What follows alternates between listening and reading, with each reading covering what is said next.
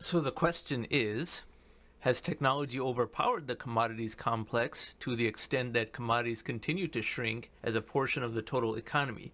Now, what does that mean?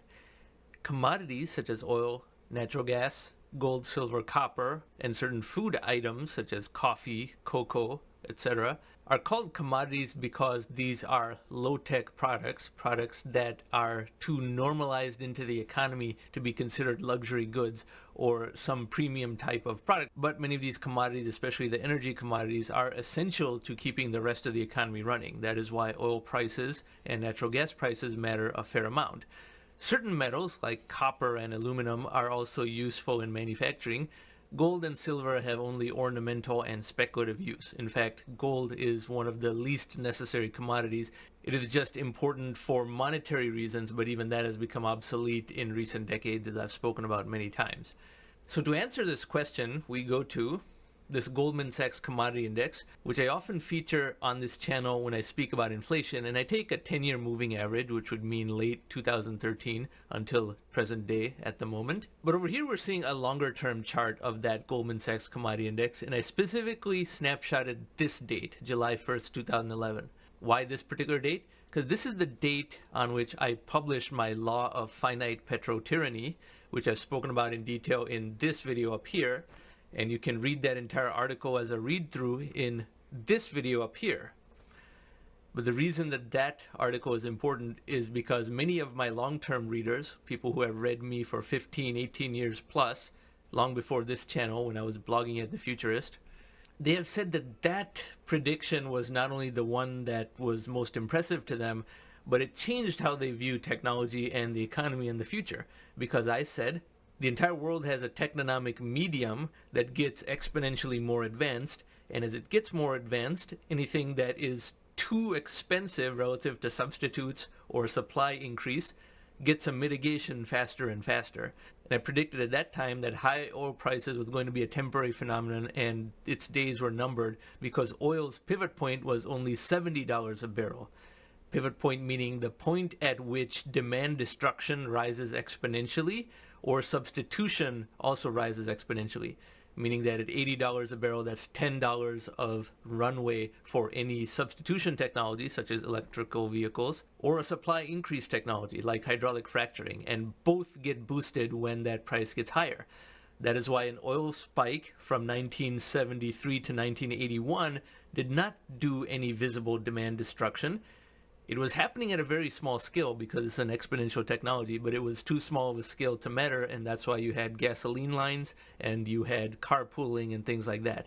But when oil prices became high again in the early 2010s, as we can see here, 2011, 12, 13, 14, I said, no, it's too late. We are too far into the advancement of the technonomic medium of the world for oil prices to be sustainably high, because the technologies that can increase supply as well as create demand destruction for oil, such as electrical vehicles, are advanced enough now that they will adapt much faster than they could have adapted in 1973 to 1981. And that is why this more recent oil spike was even more temporary.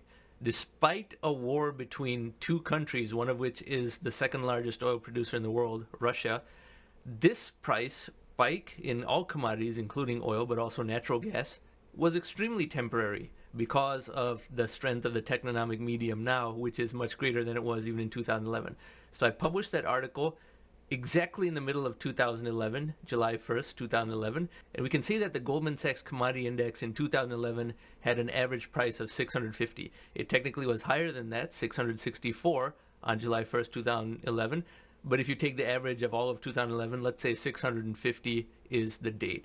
So what would commodities have to be at just to be at a 3% inflationary scale?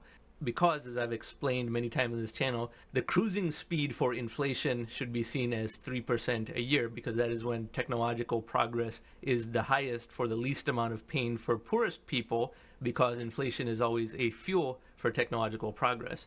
So we see this chart over here. This is merely a representation of the Goldman Sachs Commodity Index on a 3% a year trajectory from that number of 650 in 2011. So assume that it has to grow 3% a year just to have that level of inflation from that starting point of my article all those years ago. I'm choosing that because that was when I made that very famous prediction. So 2011 was 650. As we saw, it was actually more than that. So taking 650, in fact, slightly works less in my favor for the point that I'm making here, but I can still take 650. 2012, 670, and so forth, all the way up to the point of where 2023, we would have to be at 927 just to be at a 3% a year growth rate from 2011. And 2024 would have to be 955. And even then, commodity consumption would be a smaller percentage of the economy today than it was in 2011 because the nominal GDP of the world, the real growth plus inflation, is more than 3% a year. It's more like 5% a year nominal GDP growth. So even at a Goldman Sachs commodity index of 955, commodities as a percentage of the world economy would be less, despite everyone complaining about expensive gasoline prices or expensive petrol prices. You see a lot less carpooling now than you saw in the 1970s. You don't see gasoline lines. People are complaining for the sake of complaining, but they're not really feeling the pain, despite what they say for virtue signaling reasons. Because the Goldman Sachs commodity index right now is still only 525. Can it ever even get to 950 at all? I don't think it could ever get that high, no matter how many years pass. Remember, to even catch up with this trend line, it has to get to 955 in 2024. I don't think it'll do that. I don't think it'll be that high even in 2034, because the demand destruction of any commodity that gets more expensive than its alternatives happens exponentially faster within this high-tech age we are living in. And if you understand that, then that is one of the core principles of my Atom publication and the concept of an accelerating technonomic medium. You still have people like Peter Schiff and legions of others who say that so much money printing will necessarily make oil $300 a barrel. $300 a barrel. It cannot even go over 100 for any significant length of time because of the substitution effect and demand destruction that occurs. But he and people like him think that just because a lot of money was printed, of course the price of commodities should rise because the supply could never rise, nor could there ever be a substitution.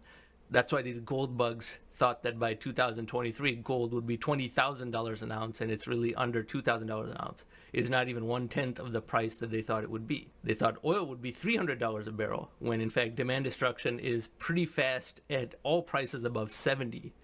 By 80, demand destruction is moderately fast. By 90, it's very fast. Only at 70 is demand destruction quite low. And there's still some, even at 70, because EVs are competitive even at $70 a barrel, and you have the work-from-home revolution, which means no fuel consumption, which is another destroyer of oil demand. So I say that 2011 was the turning point of when the technonomic medium of the world became too powerful for commodities to even truly fight with. And commodities have been losing ground ever since. That's why I made that prediction at that time on the Futurist, and it has continued to be true despite this inflation narrative that has fooled a surprisingly large portion of people. And we've talked about the psychology of why some people just want to be fooled and want to be told that they're victims. But that is a topic for another video. Anyway, if you like this type of content, I encourage you to subscribe to this channel, and thank you very much for watching.